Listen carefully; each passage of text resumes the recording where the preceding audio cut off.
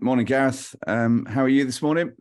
Yeah, I'm very good, thanks. Yeah. A little bit less stressed than usual, but no, really pleased, mate, with the results of late. I think the boys have done fantastically well for me, and we got over the line, which was the only, the only remit I had coming in this season was just get as many points on the board as we can to survive, and I'm pleased to say that the boys have done that.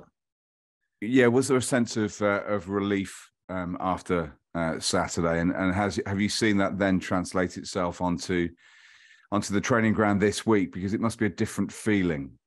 Yeah, the boys are. You can see the boys are relieved as well. There's a lot more smiles, a lot more freedom. It's tough, and you can't get away from the pressures of professional football and results and things like that. But I've been trying to take the pressure off the boys and let them play free, and yeah, to see them all happy and smiling, even though it's you still got to look at the season as a whole and say it wasn't good enough, but definitely the last few games have been good enough, and the boys deserve to have that week of nice training going into a game at home that obviously means something, but I'm glad there's not a huge amount riding on it.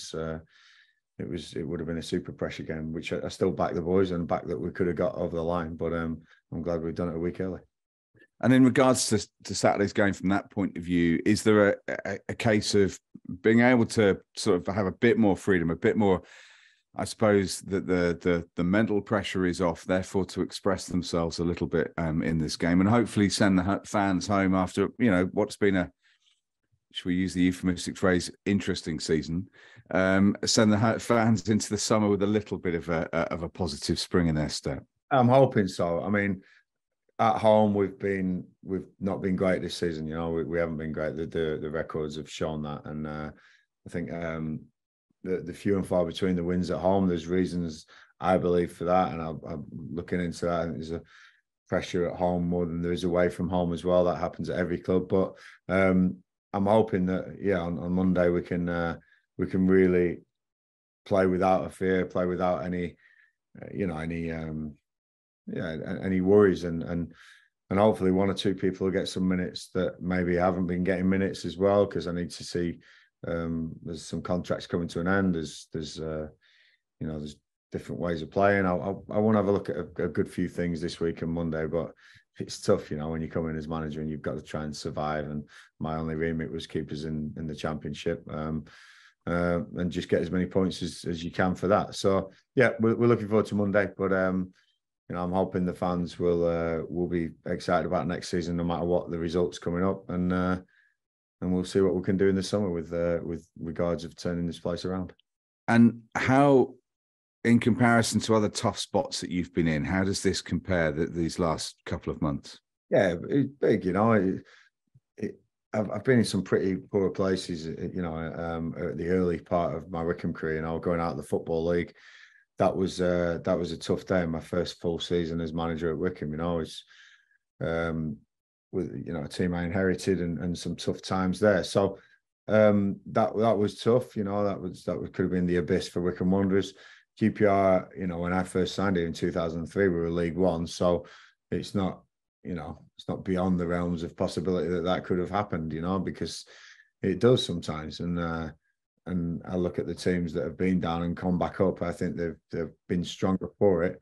I think we'll be stronger for this, and we've got the fortune of not having to go down and try and fight our way out of the league below, which is a very tough league, So, but definitely, I've had some moments where pressure's been on, but I've had some good people around me, backing me, getting behind me, understanding the position I inherited, understanding where this club has been. I think for 10 years now, they've only finished in the top 10 once. People seem to skirt over that, and think that we should be at the top of the league. And there's a lot that needs to change before that happens here. And my eyes are well open. A lot of work to do yet, but definitely enjoyed the last couple of days, Phil, and that's important. To enjoy them moments. I don't know if you'll have much of a rest though, because the assumption I'm reading into it, there's quite a lot that you would quite like to do, and that in the downtime before the players come back, and then when you get the squad and start building that squad for next year? How much work is required, Gareth? Yeah, there's a lot of work required. There is a lot of work required. You know, I'm not expecting to be on holiday hardly at all this summer. It's one of the ones where I need to be here and I need to be working, putting things in place that I believe will make this club better. I think it's got out of hand a little bit, and with a lot of managers coming in and out the door, you know, I think there's a lot going on and maybe confusion of things overlapping, and I just want to try and straighten a lot out and make sure there's one message, there's one way we do things here, and that's important for me. So we'll definitely be working hard in the summer trying to get things on. Plus, we've got the new building to go in, which is looking fantastic, you know. So what an opportunity to sort of put some new values down, some new core sort of messages about the place, and say, right, you walk in that building, this is what it takes, and this is what you've got to be, and that's what I want to instill. What are those sort of messages? I mean, people will obviously get an understanding of what they are probably already from what you've been trying to do, you know, in a very difficult circumstance. But what are the key messages that you will be trying to get across as early as you can? Yeah, I mean, we're all pulling in the same direction without a doubt. You know, there's no individuals. The team is always bigger than the individual, and that's how I think there's been a lot of trauma the boys have been through, and I've got huge respect for the boys. I've got massive respect for the boys, because to deliver what they've delivered over the last few weeks and have the season they've had, they've not been able to trust people. So that's a big one. I want to try and instill trust the process, trust the environment you're in. You know, the honesty aspect of everything. I think all these key messages must come out and must come and they're not groundbreaking stuff. I think it's just stuff that's just got a little bit lost. But somebody came up to me the other night and said, just give us a team that we'll be proud of on the pitch with their efforts, and 100% you'll get everything. That's what I'm saying to the fans. They won't win, lose, or draw. Forget the result. You'll see a team that are working and trying their absolute hardest, and that's important to me. That's really important to me to wear that badge, and that's what I've got to plan ahead. And how much work on the squad? I mean, obviously, as you say, players that are out of contract, players that you may want to look at. Is there quite a lot of work that you're going to have to do with what you start pre-season with as a group of players? Yeah, 100%. I think they'll be interested in a lot of our players. I think we've got to realise where we are as a football club as well. And I'll be speaking to the owners, but obviously I'm not going to disclose it in public about what we have to do, what we need to do with the squad. Finance wise for the football club, as well as what I want to do and put down my stamp on the squad. But I'm sure there's going to be quite a bit of movement with the squad ins and outs. I think like I say, it's going to be a tough summer, but I'm working with the board, who, by the way, have all backed me and all sort of given me real good messages over the weekends saying thank you and well done, and let's crack on now. So we're working together now on what we want to do with the squad. And there is a game, as we say, it's a game where you can relax a little bit more, but you still want to go out and try and win it against the Bristol City side, who probably want to try and finish their season in a positive way. So it's still a match between professional football players and professional coaches. So you've still got to go out there. It's not necessarily a party, is it? No, absolutely not. You say you can relax. Honestly, Phil, I don't think I've ever relaxed in any football game. People have seen the way I play, the way I manage.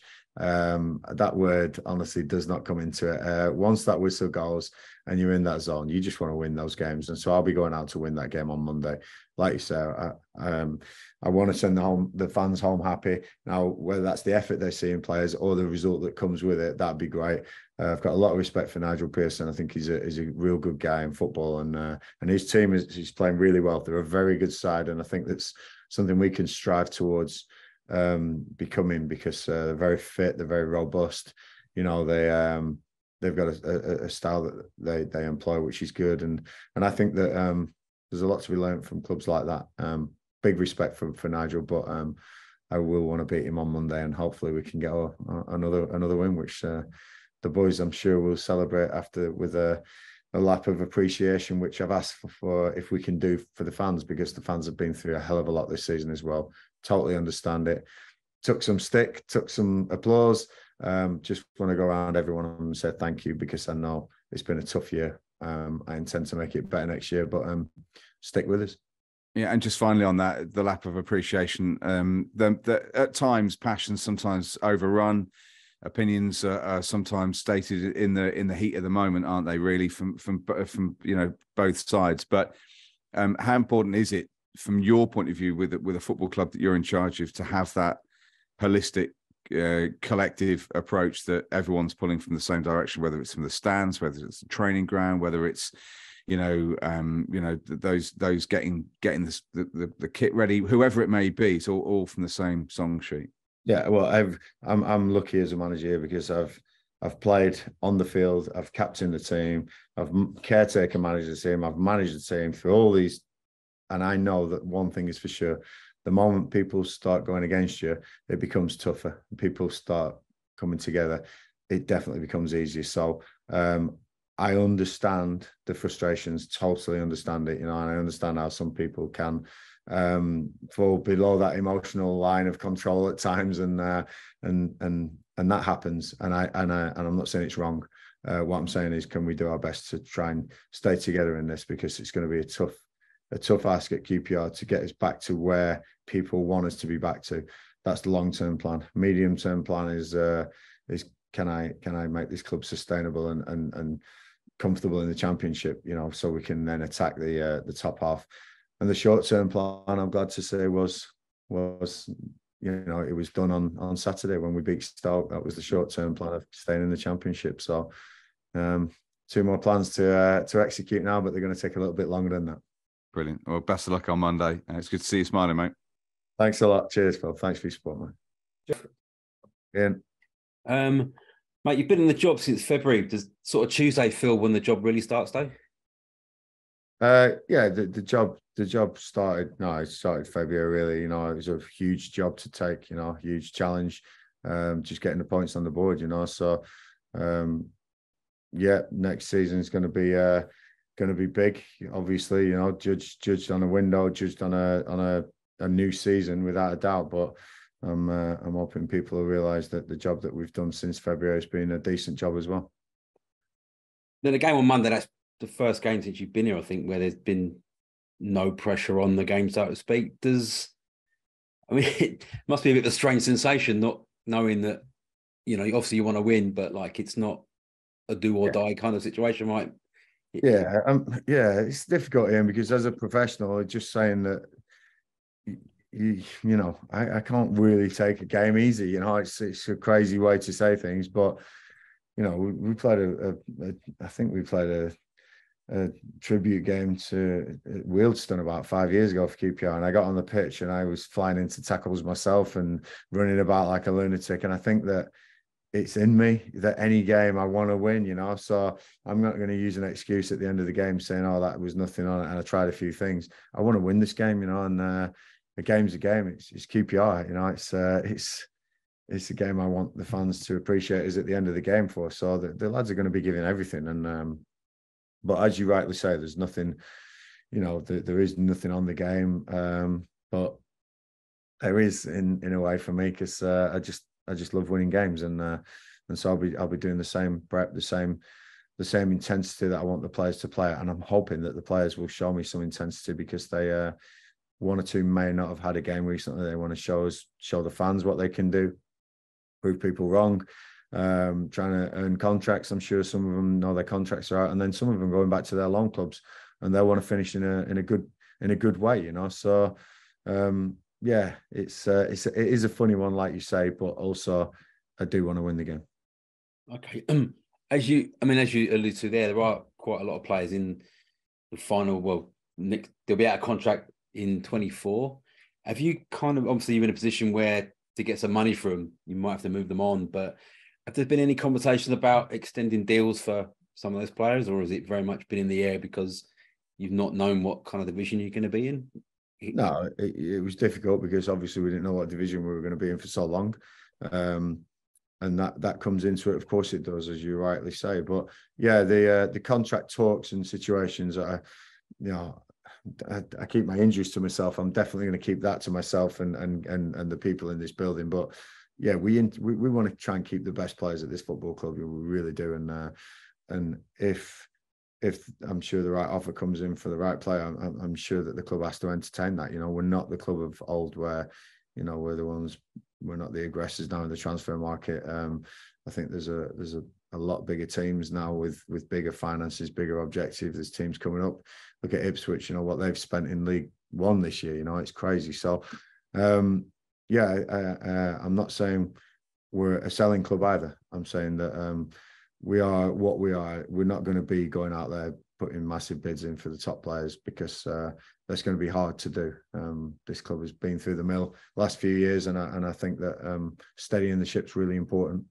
We've got some good players, though. We've got some very good players, and I'm hoping to hang on to as many as I can. But I'm also hoping to add to the squad, which is some of the characters that I think are lacking in this squad that can improve us massively. I mean, I guess you're in a position you may have to kind of sell to buy. Is that fair? Sell to buy. Sell to buy. I was thinking I haven't heard of him. Yeah. Big lad plays at the back. Yeah, I was thinking. I mean, it's feasible that you could say that, but also, there's some good deals to be done that are free transfers and QPR is an attractive club. So I don't want to say that we're this small club. We're West London. We're in a great position. We're geographically, we're a fantastic position, and we are QPR. I think it's a pull for anyone, So I'm hoping people will be attracted to us anyway. It is just the ones, the millions of pounds that I think we probably in the past where the club's gone out to get people probably will struggle a little bit to keep going like that. And I think the understanding of the fans and the expectation of that is got to be tempered. But I intend to be competitive next year, no matter what comes, and that's really important. In terms of, but I mean, what I was trying to say was that to get maximum value for players that are assets in the final year of their contract, a kind of, obviously, if someone's got 3 years in their deal, you're more likely to get more money than someone's in the final year. Yeah, no, I know what you're getting at, mate. Yeah, and I think that if the right price comes in for some of these players with 1 year on the contract left, I think the club will have to consider it. Yeah, definitely, because like you say, you can't be letting players go on frees that are good players. We've got to make sure that we're still a business at the end of the day. We want to make it work as a business. The owners have put a lot of money in over the years. And I think it's unfair to keep asking him to just keep plowing money in. And also it's, I think, financially unsustainable, which is something we've got to work with.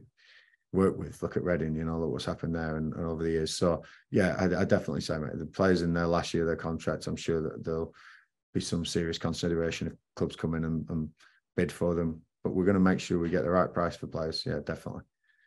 Do you mean there's been some loans in the squad this year? Yeah. Sort of mixed kind of success. Is that still a market that the club will be looking at, or is it a case of almost clubs at this level you have to?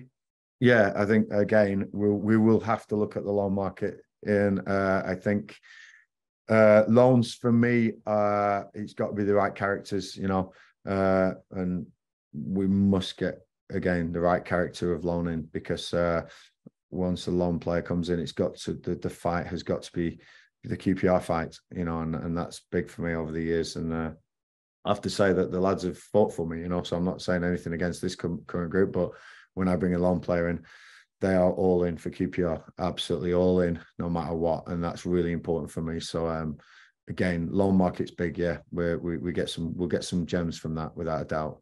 But over the years, I think you can have too many, and I've got to make sure that there's not too many, because like I say, it's got to be QPR's fight. And when you're a permanent contracted player, it's your fight no matter what, So yeah, we'll look at loan market as well.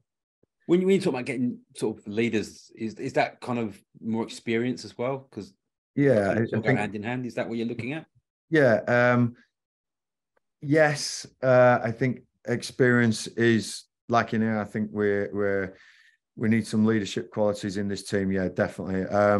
Yeah, it's a good question because leadership as well comes with a variety of characteristics, and you can have young leaders in the team, definitely. But I just think that when I walked in, the fragility of the group